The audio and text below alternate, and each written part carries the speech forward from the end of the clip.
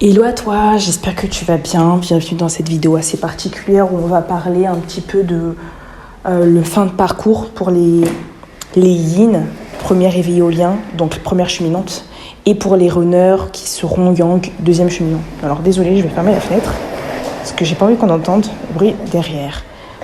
C'est assez important d'en parler parce que c'est pas toujours évident de réussir en fait quand on est yin. Vous savez, on dit souvent non mais les runners elles sont yin, jamais une runneuse peut être chaser. En fait on se retrouve chaser parce que on est éveillé en premier et du coup on oublie ce côté où en fait de base c'est nous les runneuses et que c'est plutôt là. En fait dans ce parcours là vous voyez il va y avoir en fait un échange des rôles, mais pourtant ça, en fait, de base, hein, la yin est celle qui fuit dans les relations. Et là, en fait, dans cette relation, c'est assez particulier parce que c'est la première fois qu'elle ne va pas fuir la runneuse, la yin, parce qu'en fait, elle va se retrouver confrontée à un lien qui est assez spécial. Et du coup, elle va être très attachée à ce lien. Et on va lui demander, en fait, d'une certaine manière, de réussir à ravivre, de réussir à se détacher de ce lien. Mais du coup, c'est pas le même détachement qu'un détachement d'une personne polarité yang qui serait en dépendance affective, qui n'arriverait pas à vivre sa propre vie de son côté, vous voyez. Donc, on peut parler de cette notion de détachement parfois, mais qui est un peu mal comprise puisque de base, ça ne sera pas réellement un problème de féminine, yin, d'être dans une certaine dépendance en fait. Mais il y a beaucoup de yin qui vont se retrouver à attendre dans cette relation parce que du coup, vis-à-vis du lien flamme jumelle qu'elles ont pu en fait identifier, puisque ce sont elles qui sont éveillées au lien, elles vont devoir mettre un petit peu leur vie sur pause et à la fin de parcours en fait justement elles sont plus vraiment dans cette attente maintenant, elles laissent ça entre les mains de la source et elles se préoccupent de leur vie. Du coup, il va y avoir aussi un espèce de petit, comment dire, en fait ça va être un peu compliqué parce que vous voyez le runner qui est yang, souvent lui il fuit parce qu'il n'a pas confiance en la féminine. Il lui fait pas confiance parce que comme c'est quelqu'un qui est de base qui est tentée de fuir. D'ailleurs, c'est elle qui a commencé à fuir la première. Hein. C'est elle qui a fui le lien en premier. Et vu qu'elle s'est éveillée au lien après la fuite, parce qu'elle a créé la séparation, elle a été éveillée au lien. Et le fait d'avoir été éveillée au lien fait qu'elle est pas revenue, en fait. Mais elle a su, d'une certaine manière, ce qui se passait et ce qui se jouait dans cette relation.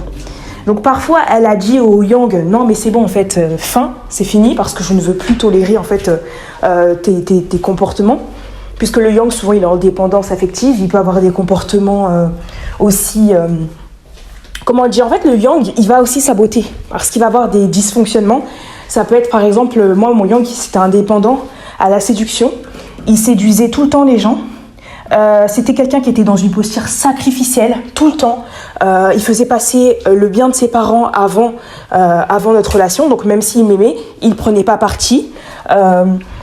Il attendait, en fait, il prenait un petit peu parti, tu vois, mais si vraiment ses parents lui disaient non, mais elle, tu dois oublier, il allait limite, il allait pas le faire, mais il allait pas vraiment se battre, quoi. Il allait pas vraiment grandement se battre, et à un moment donné, carrément, il a même arrêté de se battre, tu vois. Donc au départ, il pouvait montrer ce côté, oui, je veux vraiment cette relation, et je te cours derrière, et après, au bout d'un certain temps, tu le vois qu'il fait vraiment pas grand-chose pour vraiment...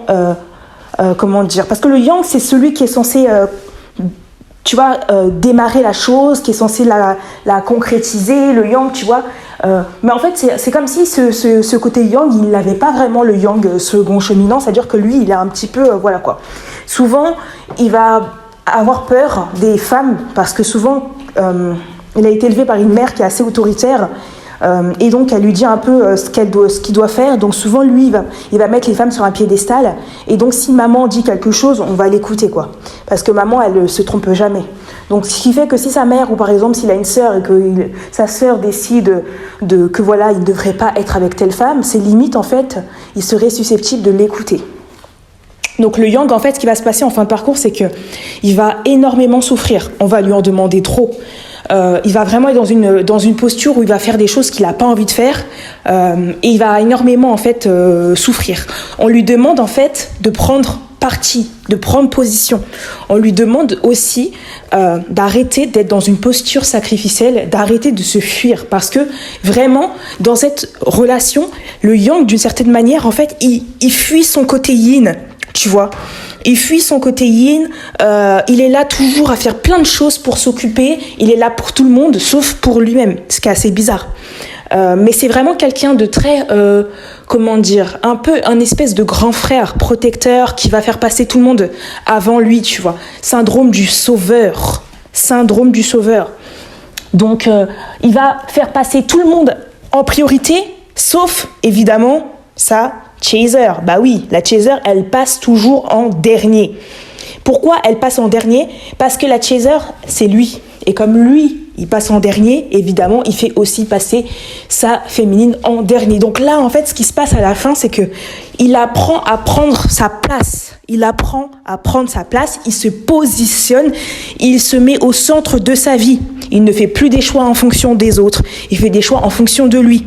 Et comme maintenant, il a intégré son côté yin, il va petit à petit faire de la place à sa yin dans sa vie. Donc avant, s'il avait des projets, il n'allait jamais intégrer sa yin dedans. Elle allait passer en dernier pour lui. Elle n'était pas la prioritaire.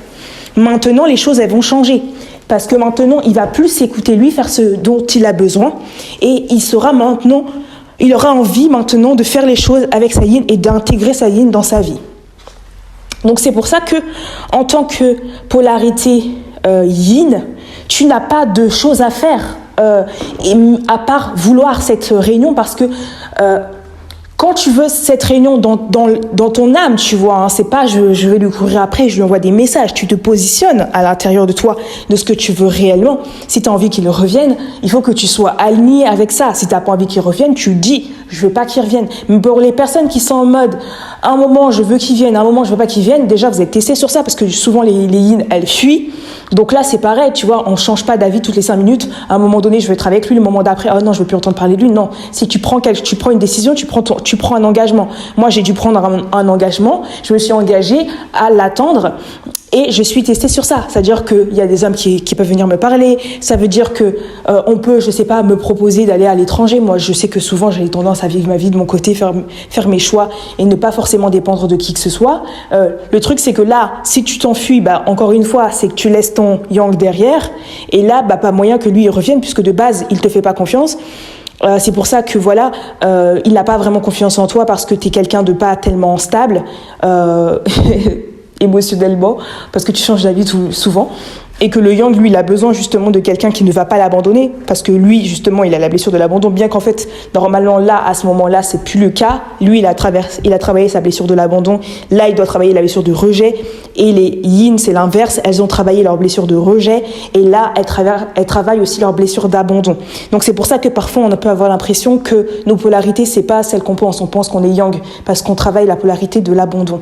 Parce qu'on travaille la blessure d'abandon. Moi, je suis yin, mais j'ai travaillé en fait ma blessure de rejet. Et ma blessure de rejet, voilà, elle a beaucoup cicatrisé et j'ai dû travailler cette année ma blessure de l'abandon. Ça veut pas dire que je suis yang. Ça veut juste dire que, eh bien, c'est pas aussi simple qu'on pense, tu vois. Donc, lui, il doit être amené à travailler sa blessure de rejet. Puisque souvent, il a déjà travaillé sa blessure de l'abandon, notamment l'abandon qu'il a pu vivre avec certaines perverses narcissiques, on va dire. Mais par contre, au niveau du rejet, lui, il l'a pas encore vraiment guéri. Et c'est pour ça qu'il a du mal à prendre sa place. C'est pour ça qu'il a du mal à faire les choix en fonction de lui, parce qu'il ne veut pas déranger, parce qu'il veut pas créer de conflit. Il est encore quelqu'un qui veut absolument que tout se passe bien, que tout le monde soit en harmonie. Et ça aussi, c'est un dysfonctionnement parce que du coup, ça l'évite de... En fait, il dit pas les choses. Il dit pas les choses. Il est dans une fuite et il punit aussi les autres par son silence. C'est-à-dire que souvent, quand il était enfant, on a dû le punir comme ça par le silence. Sa mère ou son père devait être comme ça. Quand je suis pas content de toi, je te punis par le silence. Aujourd'hui, il fait à peu près la même chose. Donc parfois, ça peut être une punition. Parfois, c'est juste qu'il te fuit parce qu'il ne sait pas forcément quoi te dire et il a pas envie de rentrer en conflit avec toi. Donc c'est quelqu'un, souvent il a énormément de mal avec les conflits. Ça ressemble aussi au yin. Oui, les yin aussi, on a ce côté-là. Mais c'est pas pour autant qu'il est yin. Il est yang. Donc vraiment là, en fait, on va vraiment voir à la fin de parcours, pendant sa nuit noire de l'âme, que on va vraiment pousser le bouchon. Et c'est vraiment trop bien parce que je vois en fait qu'il y a beaucoup de personnes que je vois qui sont dans ce côté-là encore. Et en fait, à l'église, par exemple, ils ont complètement augmenté la cadence. Ça veut dire que il y a plus d'événements qu'avant, il y a plus de réunions qu'avant. Tu sais, en mode vraiment, on t'étouffe, quoi. Et c'est oppressant. Moi, déjà, ça me saoulait, tu sais, le fait qu'il y ait beaucoup de réunions, parce qu'on avait presque 3 réunions par semaine. Là, tu vois qu'il y a même des réunions le jeudi, le vendredi. C'est limite, en fait, 5 jours sur 5. Pendant plusieurs semaines, je peux vous dire que le gars, il est rincé. Et c'est juste, voilà quoi, c'est extrêmement éprouvant. Et tu vois la tête qu'il fait, genre il est vraiment pas au mieux de sa forme. Et il y a aussi ce côté, tu sais, je travaille beaucoup, comme ça j'oublie mes problèmes, comme ça m'évite de penser et autres. Sauf que là, ça va pas du tout être le cas parce qu'en fait, ça va devenir extrêmement éprouvant, surtout qu'en plus, comme son niveau de vibration, tu sais, il augmente en même temps que la chaser, elle augmente, lui aussi il augmente. Donc du coup, il a de plus en plus de personnes qui s'opposent à lui, de plus en plus de personnes qui vont être méchantes envers lui, qui vont le rejeter. Et donc, il va devoir vivre tout ça, le rejet des gens, une après une. Donc là, ça va bien travailler sa blessure de rejet. Et en plus, le côté où il sera tellement fatigué parce qu'on va lui en demander trop, il ne sera plus heureux, sachant que c'est quelqu'un, vous savez, le type que je disais, l'énéagramme 7, j'en avais parlé en fait dans une vidéo d'avant. L'énéagramme 7, c'est une personne, vous savez, qui fuit la souffrance. Donc c'est pour ça que cette personne, elle ne s'engage pas, elle fait pas des choix, parce qu'elle fuit la souffrance, elle cherche que le plaisir dans la vie. Et là, en fait, ce qui va vivre, c'est que il va être tellement rejeté de partout, et en plus on va lui en demander beaucoup, ce qui fait que lui qui de base fuit la souffrance, là il n'aura pas d'autre choix que de la vivre cette souffrance en fait. Et ça va un petit peu lui casser son dérèglement, son dysfonctionnement par rapport à je fuis la souffrance. En fait, c'est pas bon de toujours fuir la souffrance. Tu es obligé de traverser la souffrance si tu as envie d'avoir en fait ce que tu veux vraiment avoir. Et si tu veux vraiment vivre des bonnes choses dans ta vie, tu es obligé de passer par la souffrance. Donc du coup, lui, c'est un peu ce qui va lui arriver. Il va être obligé d'avoir cette souffrance. Ça va être une souffrance qui pourra pas y échapper en fait. Dans tous les côtés de sa vie, ça va être catastrophique. Et donc, il ne sera plus heureux. Lui qui voulait toujours être heureux malgré tout. Voilà, dès que quelque chose devenait trop difficile, j'abandonne, je vais aller voir une autre option et autre. Il faisait d'option en option. Là, ça va pas être possible pour lui. En plus, de plus en plus de personnes ne voudront plus de lui parce que sa lumière, elle augmente. Et lui, il n'en est pas conscient, tu vois. Mais tout le travail que sa chaser a fait, ça a apporté ses fruits, donc son niveau de vibration est en train d'augmenter, donc il va voir petit à petit les gens qui voudront plus être à ses côtés ou qui vont mal lui parler et autres. Il va exactement passer par la même situation que moi j'ai dû passer par exemple quand j'ai été virée de mon église. C'est quand j'ai commencé à faire des libérations que je me suis un peu élevée en lumière. Les gens ne pouvaient plus me supporter, les gens ne pouvaient plus être dans ma réalité et ils ont commencé à me rejeter. Lui, c'est exactement ce qui va lui arriver. Donc là, il va vraiment s'en prendre plein les dents. Il va être très malheureux, quoi. Donc ça va pas être évident, mais ça va lui permettre de se remettre au centre de sa vie. De se remettre au centre de sa vie, de se concentrer, de faire des projets pour lui. Et le fait d'accueillir son yin dans sa vie, ça va lui permettre d'accueillir aussi sa féminine en fait. Donc il va pouvoir se projeter avec elle, il va pouvoir se voir avec elle et surtout accepter ce qu'il ressent pour elle. Donc voilà ce que je pouvais vous dire. En ce moment, voilà, il traverse des périodes qui sont pas très faciles. Mais voilà, c'est le jeu. On n'essaye pas de les sauver, on n'essaye pas de porter le fardeau pour eux. On a de l'empathie, on trouve ça triste, c'est vrai, mais il doit passer par là en fait. Malheureusement, il est obligé de passer par là pour qu'il puisse apprendre. Donc voilà, tenez-vous-en à ce que vous avez décidé de faire.